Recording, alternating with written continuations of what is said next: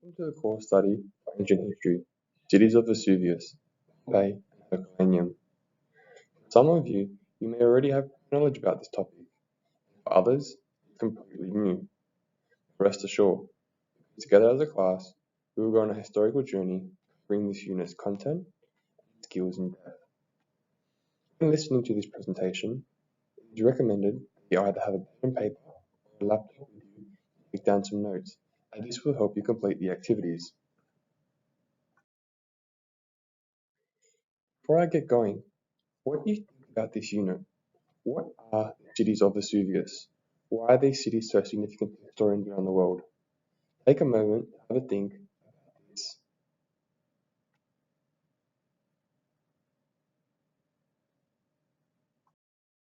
Cities of Vesuvius, Pompeii, and Herculaneum are in Italy and are the scene of one of the most impressive sights history has ever witnessed.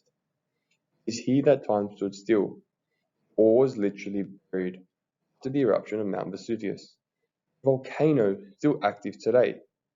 On the map, you can clearly see the location of all three cities and their proximity to Mount Vesuvius. Before I begin to recount the events that occurred on the 24th and 25th of August, 79 AD, let me provide you with a brief historical background. Pompeii. The name Pompeii comes from the Oscan language spoken by the Italic group, first settled in the region in 7 BC, according to Stavro the geographer's reports in 1 AD. In the Oscan language, Pompe means 5. Alternatively, it has been derived from the Latin word meaning a possession. In contrast, Herculaneum. This name has obvious links to the Greek god Hercules. According to legend, it was believed that Hercules himself, returning from Spain, created this town on the spot where he and his fleet anchored. Okay, so now that we have the meaning of both cities, let's begin to look at the timeline.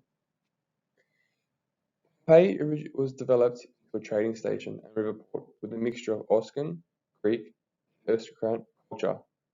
In contrast, in 7 BC, Stavro the geographer, again, tells us Herculaneum was settled by the Oscans. In 5th century BC, a Samanite tribe known as Campani from southern Apennine Mountains invaded the area, conquering Pompeii and Herculaneum. However, Romans came into contact with these people in both towns, eventually seized control. In 3rd century BC, the Punic Wars broke out between the Romans and Carthage. Those in Pompeii remained loyal to the Romans. With such services, they demanded increased rights under Roman law. In 89 BC, a rebellion broke out, which those in Pompeii lost. However, they were granted full Roman citizenship. In contrast, those in Herculaneum also remained loyal to the Romans during this time, and again in 89 BC, a rebellion occurred. Except, they weren't granted full Roman citizenship like those in Pompeii.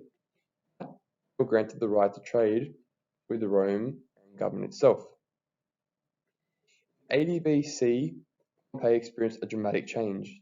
It experienced a period of Romanization, marked by prosperity and increased building activity in Pompeii, such as the Temple of Capitolione Triad, mirroring Capitolione in Rome.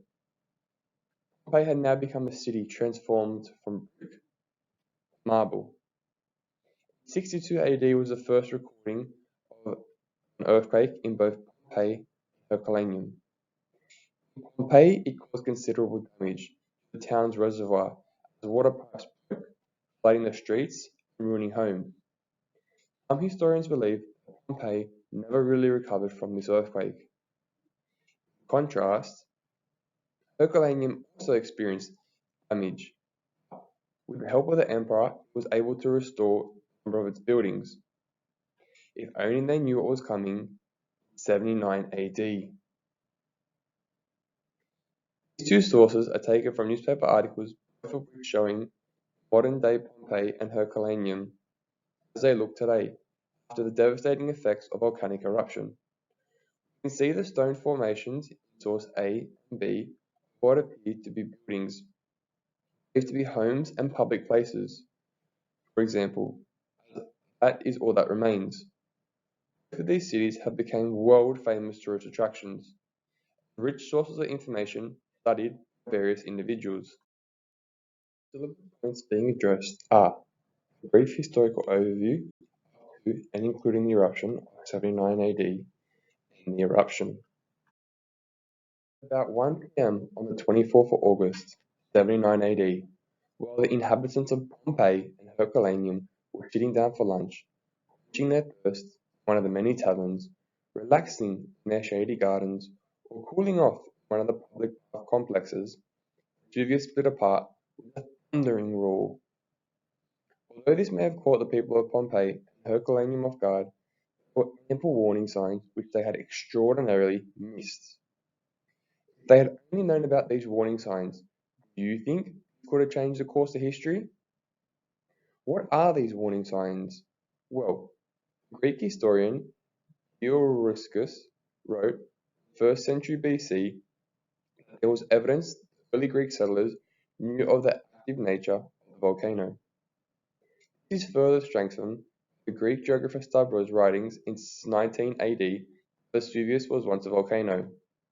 It used to be a volcano here, which died out once it had consumed all the inflammatory materials that fed it.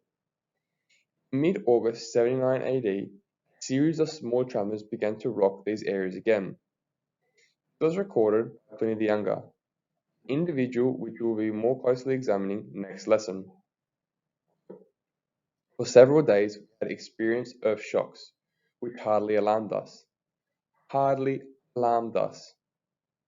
Hardly alarmed us. Incredible that they had such foresight and didn't act.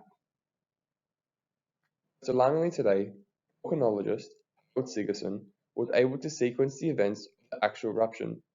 He reconstructed the phases of the eruption by examining the grain size of the volcanic material in the strata that covered Pompeii and Herculaneum, and then comparing this to his research of the Mount St. Helens eruption in 1980. In doing so, Sigerson was able to establish a timeline for the eruption. Source C, a primary source, is a photograph of the last time Mount Vesuvius erupted, which was in March 1944, 7 months after the Allied invasion of Italy. The 1944 eruption sent into the sky 0.01 cubic kilometers of material, ranking it at 3 on the volcanic explosivity index, which ranges from 0 to 8. The eruption in 79 AD registered as a 5, same as the 1980s Mount St. Helens eruption. Based on the work of Sigerson, the timeline he created had 2 phases. Phase number 1, the Plinian phase. Late morning to early afternoon, perhaps 1:30 p.m. on the 24th of August, Vesuvius, an enormous umbrella-shaped eruptive column resembling a pine tree, rose 20 to 30 kilometers in the air. It contained pumice and ash that was carried downwind to Pompeii. This can be recorded in the works of Pliny the Younger, an individual we will have a look at next lesson. Pompeii, being located downwards of Vesuvius 9 kilometers, rained with white pumice, discharging at 50,000 to 80,000 tons per second, accumulating on the rooftops and in the streets an average of 15 centimeters per hour. These simply turned into night. Herculaneum and Vesuvius received only light falls of ash. It to notice the difference between Pompeii and Vesuvius. Pompeii was downwind, Herculaneum was upwind. After 6 p.m., Pompeii must accumulated more quickly, 25 to 30 centimeters an hour. Buildings began to collapse under the weight of pumice. Some people tried to flee, others took refuge inside homes. Some were struck by large fragments of volcanic rock, others by fallen masonry. 8 p.m. Pompeii. Deeper levels of magma, grey pumice, are discharged from Vesuvius, 150,000 tons per second. In the late hours of the 24th of August, ending out the first day. It was relatively quiet between the 2 phases. Below Pompeii, a large layer of light grey ash, small round grains of limestone, fell. During the lull, Pompeians probably ventured into the streets, found ways barred and meters of pumice. Phase number 2, the pyroclastic phase. The pyroclastic phase was in the form of 6 surges. Vesuvius. The towering column begins to collapse under its own weight, generating lethal avalanches of red, hot, volcanic flows and gases. 11:30 p.m. to 12:30 p.m. August the 25th. Surges 1 and 2, Herculaneum, 5 kilometers from Vesuvius' crater. The city, which at this point only had a thin layer of pumice covering the ground, was overwhelmed within minutes by the first surge. Pulse of volcanic ash and superheated gases, ranging between 100 to 400 degrees Celsius, and traveling around 200, yes, 200 kilometers an hour. Surge blasted through the town, killing most of the people still there immediately. Minutes later, a second ground hugging flow of hot ash at 400 degrees Celsius, moving at 80 kilometers an hour, covered the natural topography of the town. This surge was responsible for the widespread destruction, knocking over columns, statues, and portions of walls. However, Pompeii was not yet exposed to surges 1 and 2. 12:30 to 5:30 a.m.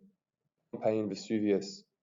Great pumice falls as a second column rises from the volcano, a height of 30 kilometers. 5:30 to 8:30 a.m. Surges 3 and 6. Pompeii. Surge 3 swept against only the north wall of Pompeii, demolishing parts of it. 3 meters of grey pumice fell before the next stage. These superheated avalanches, or surges 4 to 6, devastated Pompeii, covering the whole town and bringing asphyxiation, not being able to breathe, or more shock. Stage 6 covered the city by 10 centimeters of material, knocking down the walls of the highest buildings. It moves as far as Stubby. Stages 3 to 6, Herculaneum. The town was sealed completely by the impact of the last 4 surges.